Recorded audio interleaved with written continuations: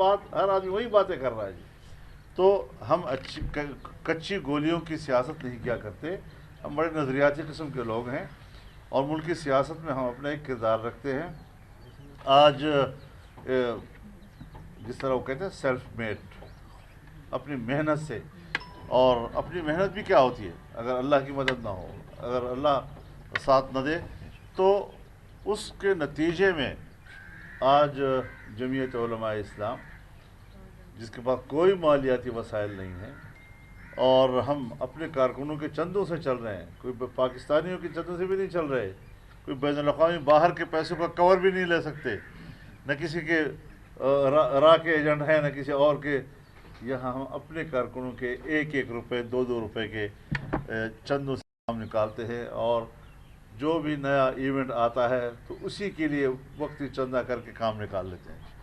اب ایسی جماعت کو آج اللہ نے جو قبولیت نصیب کی ہے، اور اس کی طرف لوگوں کی امیدوں کی نظریں اٹھی ہیں اور امیدیں وابستہ ہو گئی ہیں، انشاءاللہ انشاءاللہ اللہ پر توکل کرتے ہوئے ہماری آج کے بعد بھی یہ کوشش ہوگی کہ ہم عام آدمی کی توقعات پر پورا اتر سکیں. مولانا صاحب یہ بتائیے گا کہ پی ٹی ایم کا ایک اہم حصہ ہے مسلم لیگ نون، اس کے حوالے سے بہت کیاسرائیاں چل رہی ہیں، خود ان کے لیڈر بھی تاثر دے رہے ہیں جیسے ان کے معاملات اسٹیبلشمنٹ سے طے ہو گئے ہیں اور اس کے نتیجے میں میاں صاحب واپس آئیں گے، کیسز میں ریلیف مل جائیں گے.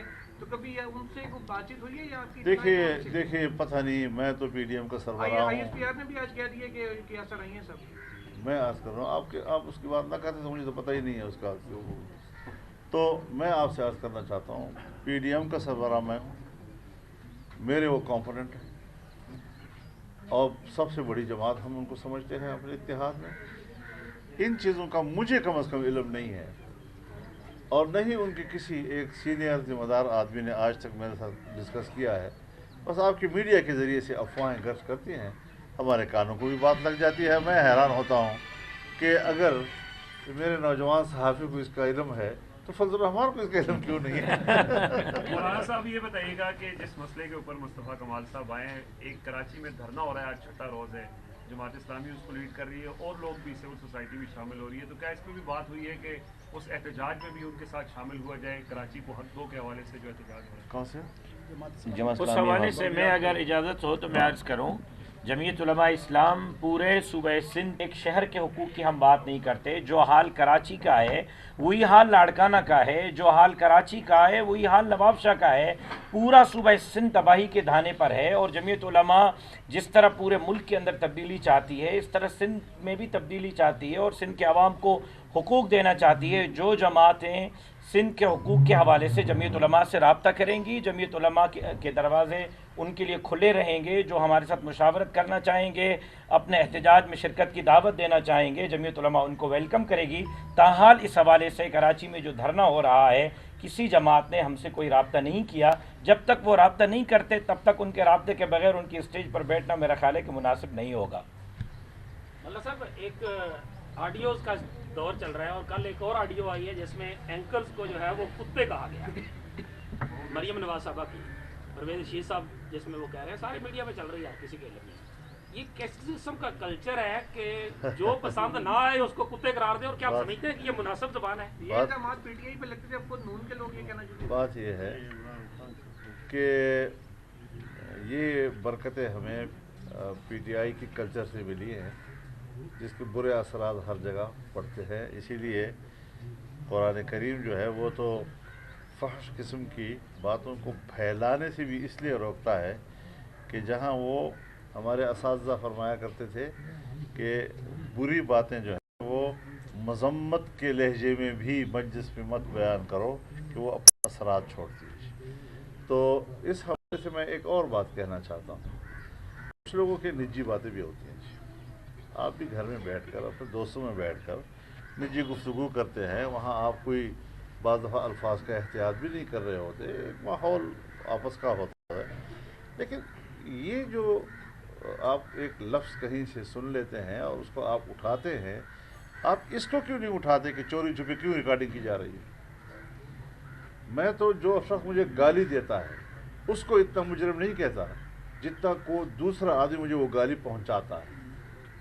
جو آدمی مجھے گالی پہنچاتا ہے جیسے اس نے مجھے گالی دی، لہٰذا کچھ میڈیا کی دنیا جو ہے وہ بھی ذرا اخلاقیات کا حساب کرے، دوسروں کے عیبوں کے پیچھے نہ پڑے رہیں۔ رسول اللہ صلی اللہ علیہ وسلم فرماتے ہیں کہ اپنے بھائیوں کی چھپی ہوئی باتیں اور ان کے عیبوں کو مت ٹٹولا کرو، ورنہ پھر اللہ تمہارے عیبوں کو ٹٹولے گا اور اللہ گھر بیٹھے بیٹھے تمہیں رسوا کر دے گا۔ لیکن سر حکمران کو جواب دہ ہوتا ہے، جی جواب دہ ہونا پڑتا ہے، جو حکومت کر رہے ہوتے ہیں ان کو تو جواب دینا پڑتا ہے۔ میں یہ بات نہیں کہہ رہا، یہ حکومت کا کام نہیں ہے۔ سر یہ فیڈرل منسٹر جو ہے وہ ایک نان الیکٹڈ خاتون سے بات کر رہے ہیں، ایکچولی یہ چیز ہے اس آڈیو کے پیچھے، اور وہ اس قسم کی گفتگو کی جا رہی ہے کہ میڈیا اب ریکارڈ کون کر رہا ہے، کیوں ریکارڈ ہو رہی ہے؟